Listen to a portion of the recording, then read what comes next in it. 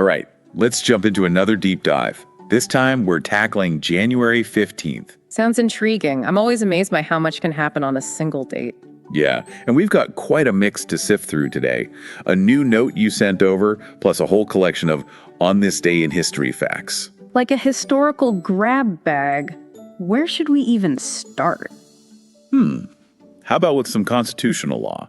January 15th, 1798, that's when the 11th Amendment got ratified. Ah, yes, the one about lawsuits between states, preventing those from clogging up federal court. Right, imagine if states could just sue each other all the time. It'd be total chaos. The founding fathers were pretty worried about that sort of thing. Makes sense, they were trying to build a whole new system. Didn't want states constantly at each other's throats. Exactly. They were concerned about maintaining that balance between state power and federal power.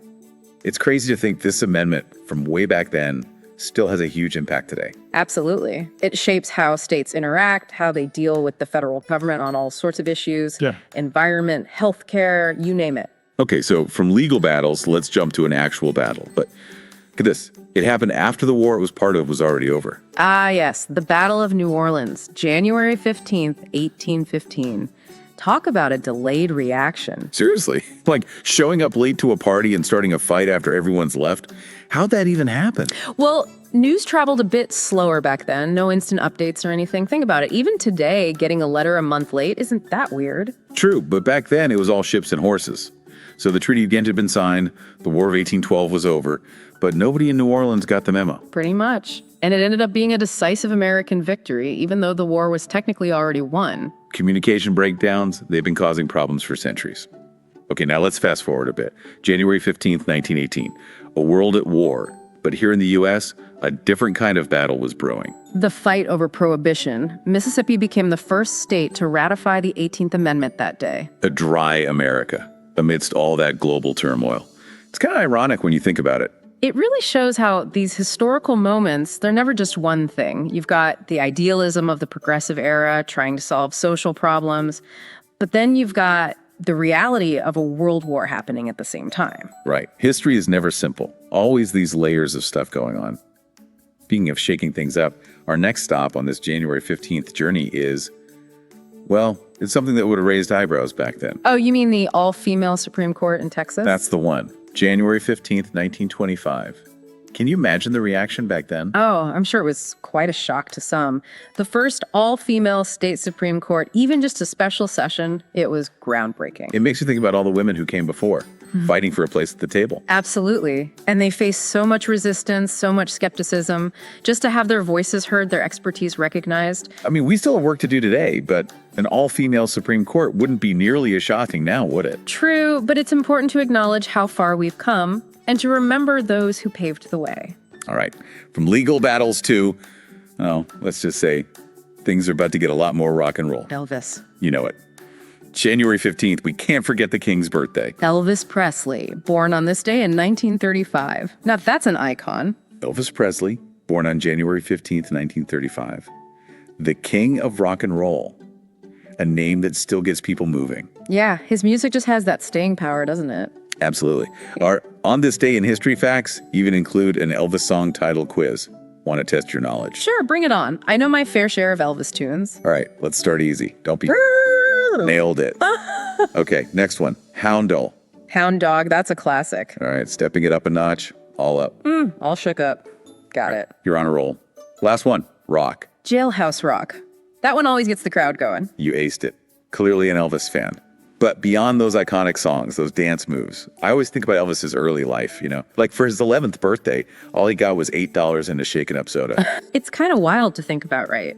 From those humble beginnings to becoming a global superstar. Shows you the power of talent, ambition, and a whole lot of charisma.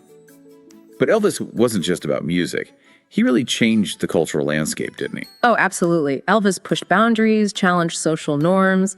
His music, it was this blend of blues, country, gospel, something totally new, and it resonated with so many people. Yeah, he really helped rock and roll become what it is today. Okay, speaking of cultural shifts, let's circle back to Prohibition for a sec. January 15th, 1918, Mississippi kicks things off by ratifying the 18th Amendment. Trying to create a dry America, such a fascinating and complex period. It really is. What do you think were the biggest factors behind the whole Prohibition movement? Well, you have to consider the social context. There were genuine concerns about alcohol abuse, its impact on families, communities, and the temperance movement was gaining traction, viewing alcohol as, well, basically evil. But as we know, Prohibition didn't exactly work out as planned, did it? Right. It's a prime example of how good intentions can have unintended consequences. It was difficult to enforce, led to a rise in organized crime, and people still found ways to get their hands on booze. A good reminder that sometimes trying to control people's behavior just backfires.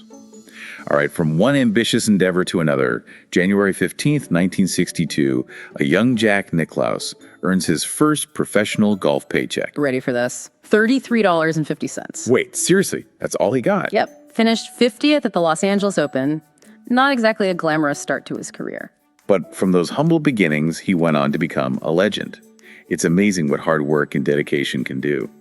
And speaking of tackling big issues, January 15th, 1964, President Lyndon B. Johnson throws down the gauntlet, a war on poverty. A bold declaration during his State of the Union address. He really wanted to address those root causes of poverty and not just put a Band-Aid on it. It's been decades since then, and we're still grappling with these issues today. What do you think has been the most lasting impact of LBJ's war? Well, there were significant achievements. Poverty rates did decline, especially among the elderly, thanks to programs like Medicare and Social Security. Right, but it's still an ongoing battle, isn't it? Yeah, poverty hasn't gone away. It affects different groups in different ways. There are still so many challenges to overcome. It's a reminder that these big societal issues, they take time, commitment, and a whole lot of effort. Definitely. It's about understanding the complexities, the systemic factors at play. Okay, before we jump into birthdays, there's one more thing I just got to mention. And this is just so weird and random. But on January 15th, 1986, a guy set a record for pogo stick jumping. Wait, what? I'm serious. Ashrita Furman, he jumped 11.53 miles on a pogo stick. 11 miles on a pogo stick. That's insane. Right, my ankles hurt just thinking about it. Talk about dedication, or maybe just a touch of crazy. But hey, that's what makes history so interesting, right? These little quirky moments alongside the big events. Totally. Okay, ready for some birthday shout-outs? We've got a diverse group this time around. Let's hear it. First up, Kim Jong-un, turning 41 today. Always makes me wonder, what do you get a guy like that for his birthday? Maybe a nice travel guide. The world is a big place. Huh, maybe. Next up, a bit more my speed, Sean Paul, turning 52. Get busy. A true reggae legend. His music just makes you want to move. And speaking of getting people moving, Mike Reno, lead singer of Loverboy, turning 70 today. Working for the weekend? Come on, that's a classic. Loverboy's music is just pure fun. Timeless anthems for sure. All right, last but not least, Bob Eubanks, former host of The Newlywed Game, turning 87. He was a pioneer of reality TV in a way. Brought those sometimes awkward, sometimes hilarious moments of married life right into our living rooms. Yeah, and he did it with such a playful, lighthearted touch. Makes me wonder how the Newlywed Game would fare today, with social media and everything. Oh, can you imagine those questions on Twitter? The internet would explode. It's wild to think about how much the world has changed, even just in terms of how we consume entertainment, share our lives. But anyway, that's January 15th for you. A whirlwind of history, music, and some truly bizarre moments. Yeah, from constitutional amendments to pogo stick marathons, it's been quite a journey. What stands out to you the most? Any big aha moments? For me, it's just a reminder that history is never one-dimensional. It's these layers of events, people, ideas, all intertwined. Right, and it's constantly evolving, new stories being told, new perspectives emerging. Yeah. And it makes you realize every single day has this whole hidden history beneath it. We just scratched the surface with January 15th. Right. It's like we opened a door to a whole new world, but there's still so much more to explore. Exactly. So as we wrap up this deep dive, I'm curious, what really stuck with you? What surprised you?